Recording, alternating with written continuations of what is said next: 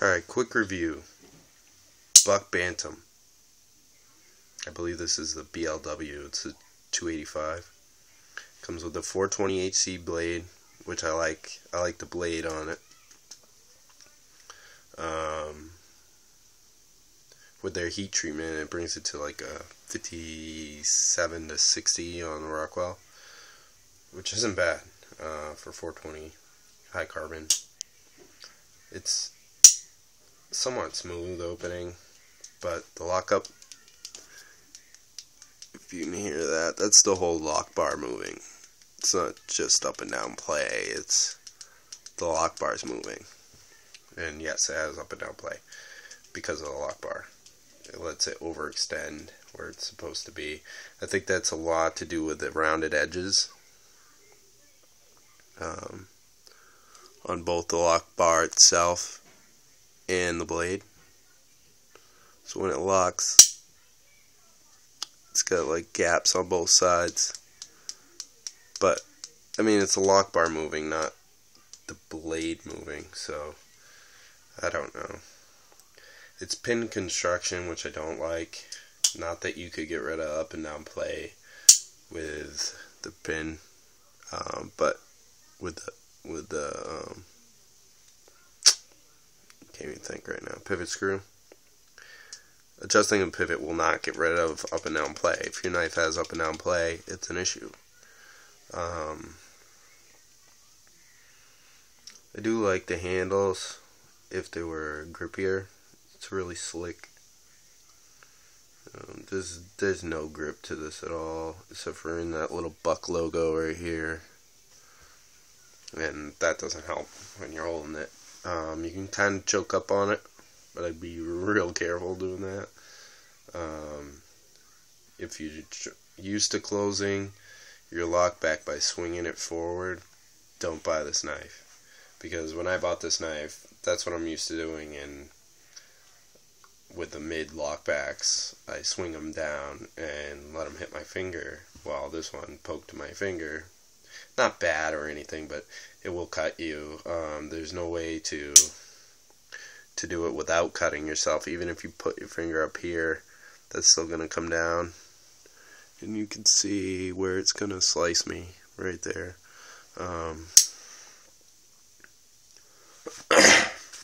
Sorry. It's overall pretty cheaply made. It's made in the US though. They kept it in the US at a $20 price tag or under $20 price tag. That's pretty damn good. You're not going to see a lot of that. Most knives at that price tag are, either Chinese or made in Taiwan or Pakistan or whatever. They're a lot cheaper steels than this. Not so much cheaper, but cheaper heat treatments. But this isn't that bad, I guess. I'd much rather go with $20, same place, Walmart. Smaller handle on this. It's a Kershaw Kuro. You've seen it in my videos before, probably. Let's get the flipper, the Speed Safe. It's HCR 13 MOV, FRN handle like this, but it has texture to it, grip to it. You also got that flipper there, so you're not really sliding forward. No jimping or anything. Neither does this. A little slight jimping on the FRN itself. It doesn't really help. It's not fully functional. This is also a 3-way pocket clip. That's one way, or you can take it off. I don't know if I've said that. It's got a lanyard hole, as does this. It's got the torque screw construction, which I like. Not that I've had to adjust it or take it apart for cleaning or anything, because it has steel liners and they're not milled out, so it's pretty easy to get in there with whatever you use to clean with and clean it out. The flipper works great. No thumb studs. You don't need them, in my opinion, when you have a flipper. You can... No, I guess not, but it's partially open. A really big FRN backspacer. It's a pretty nice knife. Easy to close and open one-handed, which is great. It's kind of a super thin liner lock, but it's a good little knife. I use it all the time, and I have yet to sharpen it. It still pops hairs. Not that I have a lot of hair left on my arm, just from doing this with all the knives I This does not come hair shaving sharp. It does come sharp. I don't think I have anything left to cut. I guess I could blow through this real quick.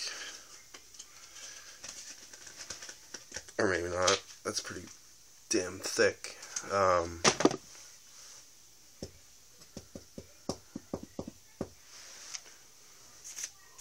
have a piece of paper here. Take it to. Oop. It's fairly sharp. It's not super sharp. This is a lot sharper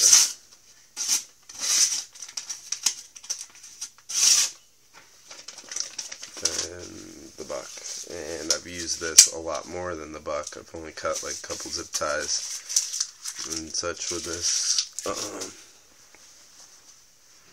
But yeah, it's not a terrible knife.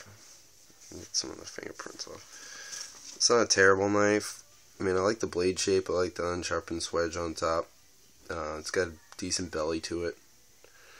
But it just, that between the lockup and the closing, having to use two hands is kind of a pet peeve for me. I think a knife should be able to actuate with one hand. But that could just be me. I do like the design on it. The handles, you can totally squeeze that together because there is no liners, which sucks. I personally like liners in my knife. I'll take the weight. I'm not big on weight. I'll carry a 6-ounce knife, you know, that I feel is gonna hold up more than like a 2 3/4 ounce knife. The Kuro is slightly heavier than the buck, and I mean slightly, and there's much more going on with this than the buck. But yeah, it's made in China, so although it doesn't say that on it, it is. With the Chinese CR13 MOV steel. I don't know if I said that. With deeper pocket clip, movable pocket clip 3 ways. Tip up, tip down, right side, and tip up, left side. And, you know, this, you're not moving anything or taking it apart or anything. You can't do nothing with it. So to me, it's kind of junk. I mean, it's USA made, which is the only thing it really had going for it. Like why I bought it. And because I know that their heat treatment's really good. That's about it. But as always, thanks for looking, and have a good one.